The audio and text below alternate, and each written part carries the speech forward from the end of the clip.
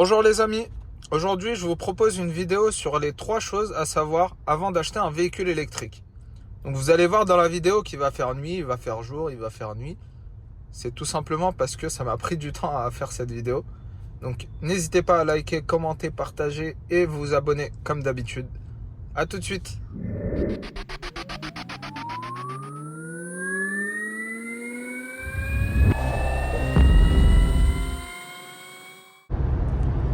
Premier point qui est à mon sens le plus important, c'est l'autonomie des véhicules électriques. En Europe, l'autonomie estimée est selon le cycle WLTP. Le cycle WLTP, c'est un test qui est effectué au véhicule sur 30 minutes avec une vitesse moyenne de environ 46 km/h et une vitesse maximale de 131 km/h. Autrement dit, c'est très peu probable que ce soit le reflet de la réalité de votre conduite. Contrairement au véhicule thermique, le véhicule électrique consomme beaucoup moins en ville puisqu'il va d'une part utiliser le freinage régénératif pour gagner un petit peu de batterie. D'autre part, on a la résistance à l'écoulement de l'air qui est beaucoup moins importante à basse vitesse. Autrement dit, le véhicule a besoin de moins d'énergie pour avancer et donc fera économiser de la batterie. Et inversement, sur autoroute, le véhicule électrique consommera beaucoup plus et donc l'autonomie sera par conséquent réduite. Ce qui implique que l'estimation d'autonomie WLTP des véhicules électriques n'est pas la réalité. En fait, vous allez vous rapprocher de l'autonomie WLTP si vous êtes souvent à basse vitesse et si vous avez une conduite économique. Je vais vous donner l'exemple du modèle Y que j'ai actuellement. Donc l'autonomie WLTP estimée est à 455 km. Eh bien, lorsque je fais des trajets sur autoroute, l'autonomie est autour de 270 à 300 km selon la vitesse. À part la vitesse, différentes choses vont influencer l'autonomie du véhicule, notamment l'utilisation de la climatisation et du chauffage. Et là, c'est un point très important à vérifier sur le véhicule électrique que vous allez acheter. Eh bien, c'est la pompe à chaleur.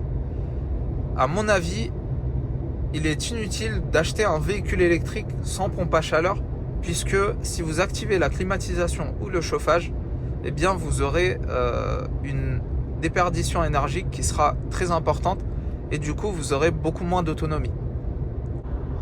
Il y a aussi un élément qui est très important à prendre en compte au niveau de l'autonomie, c'est la taille des jantes. Eh bien si vous avez le choix entre différentes tailles de jantes, prenez la plus petite, puisque d'une part ça vous coûtera moins cher et d'autre part en fait vous allez avoir une autonomie qui sera significativement plus importante avec des plus petites jantes. Je vous renvoie à ma vidéo sur les autonomies WLTP des véhicules Tesla, mais vous voyez dans ces images, donc pour le modèle S de Tesla, eh bien la différence d'autonomie est la plus flagrante entre les deux différentes jantes que Tesla propose sur leur site. Donc vous voyez, lorsqu'on est à 19 pouces, on a une autonomie de 723 km contre 634 sur les jantes de 21 pouces.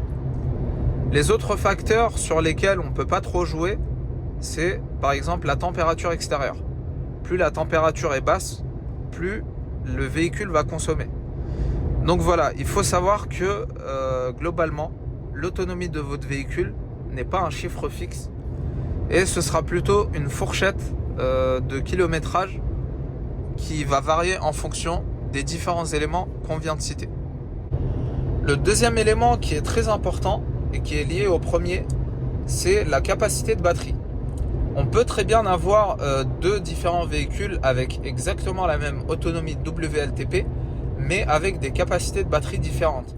Donc là, je vous donne l'exemple de la Porsche Taycan qui a 93 kWh de capacité de batterie pour une autonomie WLTP estimée à 504 km. Si on compare avec le modèle 3 qui a 60 kWh de capacité de batterie pour une autonomie WLTP estimée à 510 km, eh bien ça fait une différence qui n'est pas négligeable, puisque dans cet exemple-là, en fait, vous allez payer 1,5 fois plus cher pour recharger une Porsche Taycan par rapport à un modèle 3 pour la même autonomie. Et théoriquement, vous allez aussi passer plus de temps à recharger la Porsche Taycan. Mais là, tout dépend de la vitesse de recharge qui est tolérée par le véhicule. Donc si on résume, la capacité plus élevée pour la même autonomie va impliquer trois choses. Un coût de recharge plus élevé, un temps de recharge plus long, et vous aurez aussi une autonomie WLTP estimée sur la plus grosse capacité de batterie, pour la même autonomie, qui sera moins fiable. Pourquoi ? Eh bien, il faut savoir que un véhicule qui a une petite batterie mais une bonne autonomie, eh bien c'est un véhicule qui est efficient et qui va moins consommer, que ce soit en ville, mais surtout sur autoroute. Et ce qui nous intéresse, c'est la consommation sur autoroute. C'est celle qui va déterminer la réelle autonomie par rapport à l'autonomie de WLTP qui est plus adaptée à la ville. Donc, pour un véhicule qui consomme moins sur autoroute, on aura une différence entre l'autonomie de WLTP estimée et l'autonomie réelle du véhicule qui sera réduite par rapport à un véhicule qui va plus consommer sur autoroute. Troisième chose qu'il est important de savoir avant d'acheter un véhicule électrique, c'est par rapport aux bornes de recharge. Malheureusement, en France, on a encore un réseau de recharge qui est insuffisant par rapport au nombre de véhicules électriques. Et ajouter à ce problème, en fait, d'autres problèmes comme le fait que beaucoup de bornes de recharge, encore aujourd'hui, sont des bornes avec le connecteur CHAdeMO, qui est un connecteur obsolète, en fait, qui était l'ancien connecteur des véhicules électriques. Aujourd'hui, les véhicules électriques ont des connecteurs type 2 ou combo CCS. On n'a plus de CHAdeMO, donc on a des bornes qui sont malheureusement inutilisables. D'autres bornes qui malheureusement sont fréquemment en panne, d'autres bornes qui nécessitent l'intervention d'un technicien ou l'appel du prestataire pour régler le souci. Donc on est face à des problèmes qui malheureusement peuvent mener à des situations de panne de batterie. On a aussi le gros problème de difficulté d'accès aux bornes, généralement, puisqu'il y a énormément de prestataires différents et en fait chacun va proposer des cartes, des abonnements. Certains n'accepteront pas le paiement par carte bancaire, certains n'accepteront pas de passer par une application, mais de commander une carte. Donc si on a besoin sur le coup, bah c'est foutu. Et d'autres qui vont nécessiter de souscrire à des abonnements, etc. Ça reste très très très embêtant. Heureusement, il y a des cartes comme ChargeMap ou Ulysse qui vont faire un peu les cartes passe-partout. Mais vous avez quand même une commission, donc c'est un peu dommage. Alors sur ce point, Tesla a vraiment un gros avantage puisqu'ils vont avoir un réseau de supercharge qui est très très bien, qui est même excellent, puisque vous avez d'une part des superchargeurs qui sont tous des chargeurs rapides, d'autre part la facilité d'accès avec uniquement le branchement au véhicule Tesla qui va reconnaître le véhicule et qui va recharger immédiatement le véhicule sans passer par une application, sans passer par un site internet ou quoi que ce soit. C'est vraiment excellent.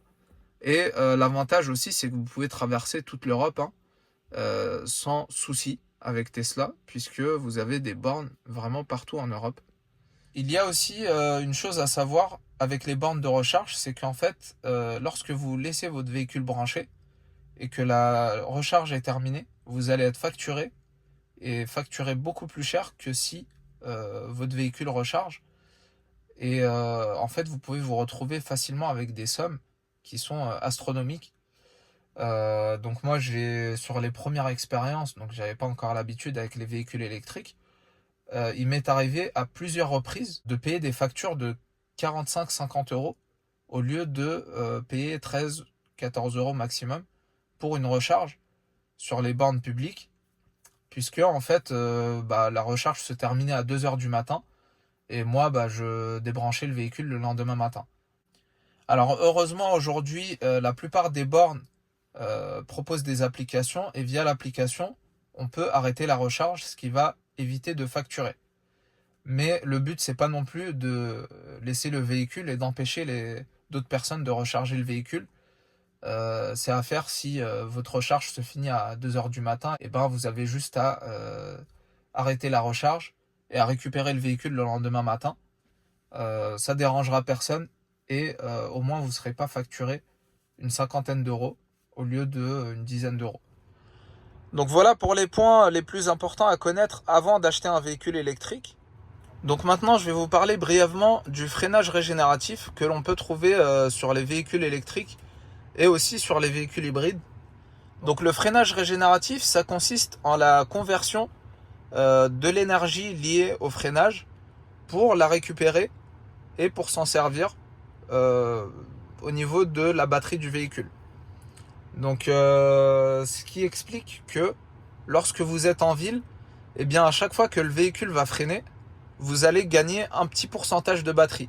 Alors c'est pas énorme pour un freinage, mais sur des freinages répétés, sur tout un cycle de batterie, eh bien vous allez quand même gagner un certain pourcentage qui n'est pas négligeable, surtout lorsque vous allez être par exemple au niveau d'une pente descendante. Donc vous allez avoir une régénération qui ne sera pas négligeable. Pour la petite anecdote, j'arrivais parfois avec un pourcentage plus élevé alors que j'avais encore 3-4 km à effectuer.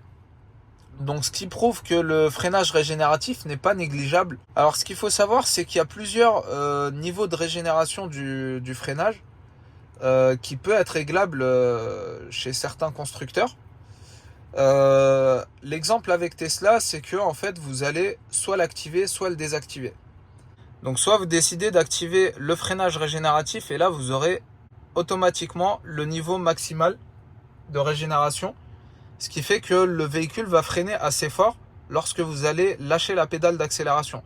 Donc il est tout à fait possible de conduire uniquement avec l'accélérateur puisque vous allez freiner tout simplement en lâchant l'accélérateur. Dans certains véhicules, vous avez la possibilité de régler l'intensité du freinage régénératif, notamment au niveau du volant avec des palettes au volant. Peut-être que c'est pratique sur autoroute pour justement garder l'élan du véhicule et peut-être moins consommer sur autoroute.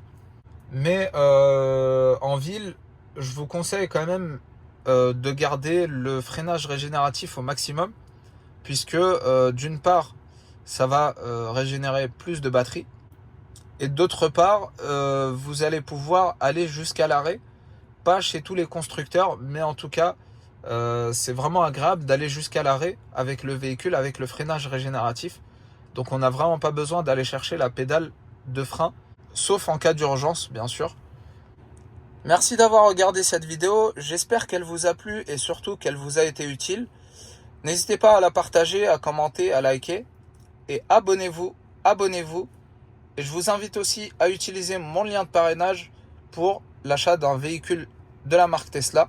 Donc vous trouverez le lien de parrainage dans la description. Merci et à bientôt pour une prochaine vidéo.